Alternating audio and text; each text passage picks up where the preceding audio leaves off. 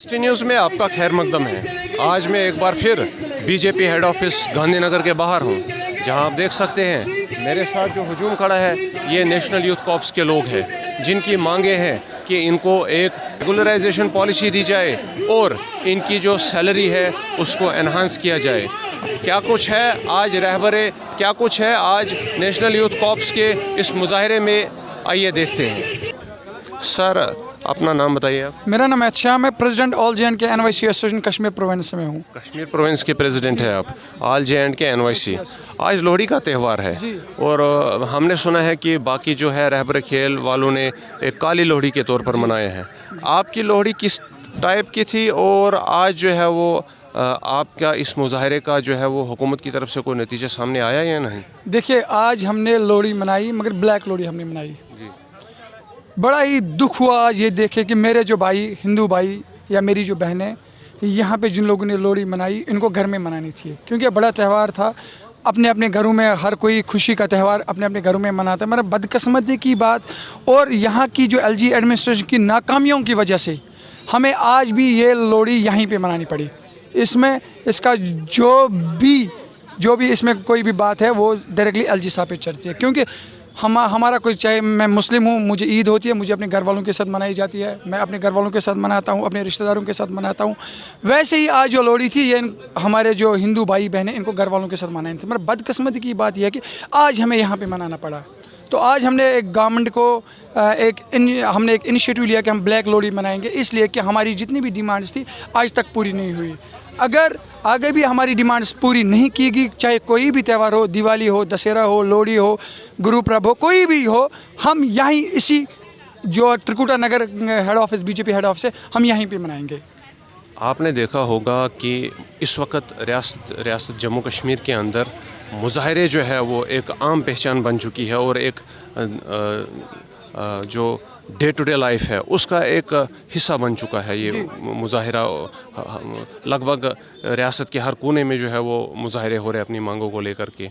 उसमें आपने देखा होगा कि वो लोग जिनके आपसे पहले जो प्रोटेस्ट वगैरह कर रहे थे, आपसे पहले जिन लोगों ने प्रोटेस्ट किए, उनमें से जो है वो कई ऐसे हैं जिनकी जेन्युइन डिमांड्स जो है वो बीजेपी ने और रूलिंग पार्टी ने और एडमिनिस्ट्रेशन ने, इंतज़ामिया ने कबूल की है कि उनकी जो मांगे हैं वो सही है, लेकिन वो पूरी नहीं की गई है।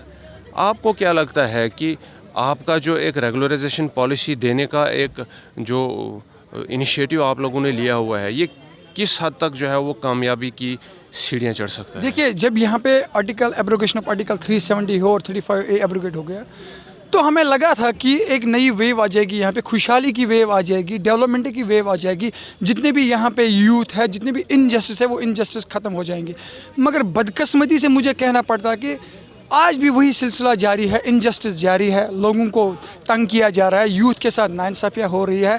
जितने भी यहाँ पे मुलाजिम है, चाहे वो NYC है, रहबर खेल है, रहबर ज़राअत है, रहबर जंगलात है, डेलीवेजर्स है या PM पैकेज के, सभी रोडों पे है।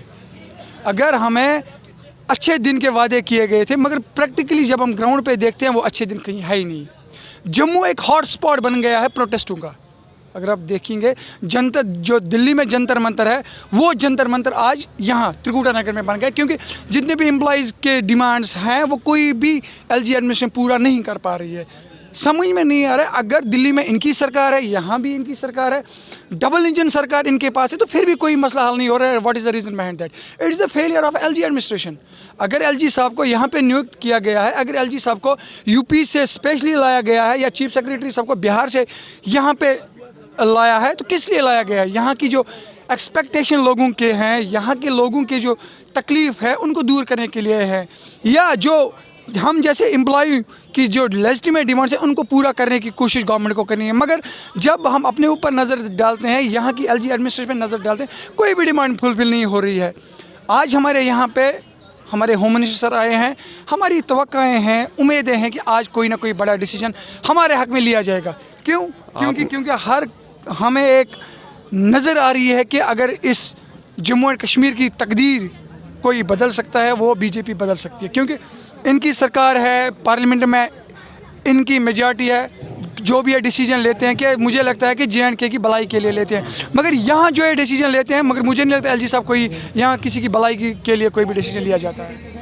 आपने कहा कि LG एडमिनिस्ट्रेशन का फेलियर है ये कि किसी की भी कोई मांग और डिमांड जो है वो पूरी नहीं हो रही है। इसके बरक्स अगर बात करें, कहीं ना कहीं आपको लगता है कि ये पॉलिटिकल पर्पस के लिए भी आपको एज अ वेव जो है वो यूज़ किया जाएगा इलेक्शंस के लिए, एक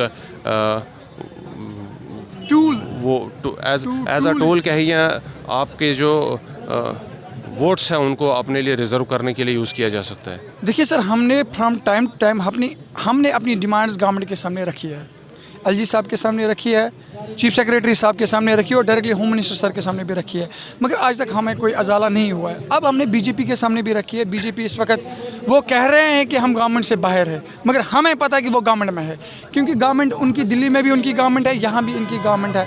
अगर इस वक्त BJP को लग रहा है कि वो कुछ यहाँ की जो UT एडमिनिस्ट्रेशन है इनके साथ कोई बात करके NYCs है, रहबर खेल है, ज़राअत है, जंगलात है, इनके मसले हल करेंगे, तो मुझे नहीं लगता है कि इस वक्त वो किसी भी कॉर्नर पे उनको पीछे रहने की ज़रूरत है। इस वक्त उनको आगे आना चाहिए। इलेक्शंस आने वाले हैं। मैं कैटेगरी की बात बोलता हूँ कि जो भी हमारा फ्यूचर बचाएगा, जो हमारी ज़िंदगियाँ बचाएगा, जो हमारे लिए अच्छा सोचेगा, चाहे वो रहबर खेल है, ज़राअत है, जंगलात है, डेलीवेजर्स है, PM पैकेज, जितने भी एम्प्लॉयज़ है, तो मुझे नहीं लगता हमें कोई प्रॉब्लम कल को होगी कि उनको किसी भी प्लेटफॉर्म पे सपोर्ट करने का। अगर वो हमारा मसला हल नहीं करते, हमारा फ्यूचर सिक्योर नहीं करते, तो मुझे नहीं लगता हमें किसी को भी सपोर्ट करने की ज़रूरत है। इसका मतलब ये हुआ कि अगर आपको एज अ बट जो है वो पॉलिटिकल पर्पस के लिए, पॉलिटिकल एजेंडास को सिक्योर करने के लिए इस्तेमाल किया जाएगा, तो आप जो है वो अपनी डिमांड्स फुलफ़िल करा के जो है वो कोऑपरेट कर सकते हैं किसी हद तक। देखिए, जब तक ना हमारी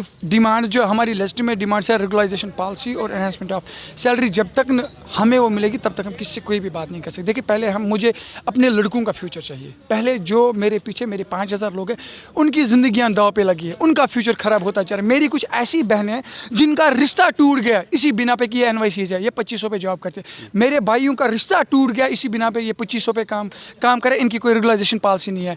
कुछ ऐसे मसले घरों के जो मैं यहाँ पे उजागर नहीं कर सकता हूँ, ना मैं मीडिया में वो चीज़ें बोल सकता हूँ। हर किसी के साथ ये मामले होते हैं। मुझे लगता है कि इस वक्त BJP को भी सामने आना चाहिए, यहाँ की LG एडमिनिस्ट्रेशन को भी सामने आना चाहिए, यहाँ की जो पॉलिटिकल पार्टीज़ है, जितने भी पॉलिटिकल पार्टीज़ है अपोजिशन में, उनको भी सामना आना चाहिए, और जितने भी यहाँ पे ट्रेड फोरम्स है, बाकी भी यूनियंस है, सबको सामने आना चाहिए कि NYCs का मसला किसी न किसी तरीके से हल होना चाहिए। ठीक है, थैंक यू वेरी मच। ये थे NYC के एक प्रोटेस्टर, ये कश्मीर प्रोविंस NYC जो ऑर्गेनाइजेशन है उसके प्रेसिडेंट भी है, और आज यहाँ पर इन्होंने काली लोहड़ी मनाई है इस मैसेज के साथ कि लोग जहाँ लोहड़ी के दिन अपने बड़ों से कुछ न कुछ लेते हैं, यहाँ पर NYC एक ऐसी ऑर्गेनाइजेशन है जो आज यहाँ पर काली लोहड़ी मना करके एक मैसेज देना चाहती है कि हमारी मांगे जब तक पूरी ना हो, हम लोग न पीछे हटेंगे, ना ही हम day to day normal life की तरफ तब तक लौटेंगे।